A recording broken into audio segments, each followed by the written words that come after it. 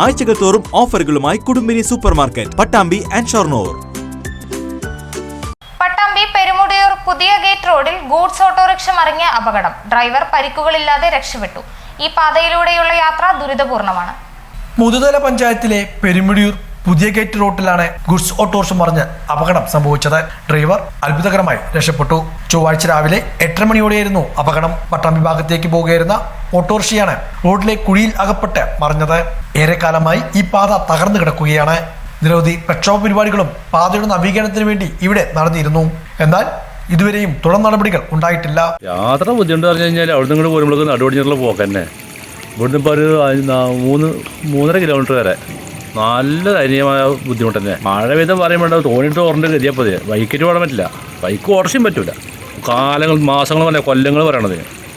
അത്രയും 3 കൊല്ലത്തിന് മേലെ ഈ കോലത്തിൽ റോഡ് വളരെ മോശമാണ്. വണ്ടികൾ, ഓട്ടോ, ബൈക്കിനാണ് ഭയങ്കര ബുദ്ധിമുട്ട്.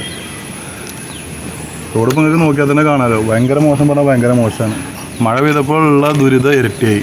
ഇപ്പോൾ ഒരു ബൈക്ക് കുറച്ച് മുമ്പാണ് ഇപ്പോൾ ഈ ഭാഗത്ത് തെന്നി മറിഞ്ഞത്.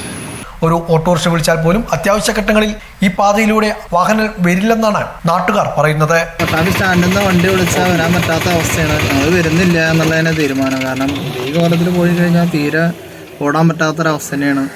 പുതിയ ഗേറ്റിൽ നിന്ന് തറ റോഡിന് വളരെ മോശമാണ്. കാലങ്ങളായിട്ട് കിടക്കുന്ന റോഡാണ്.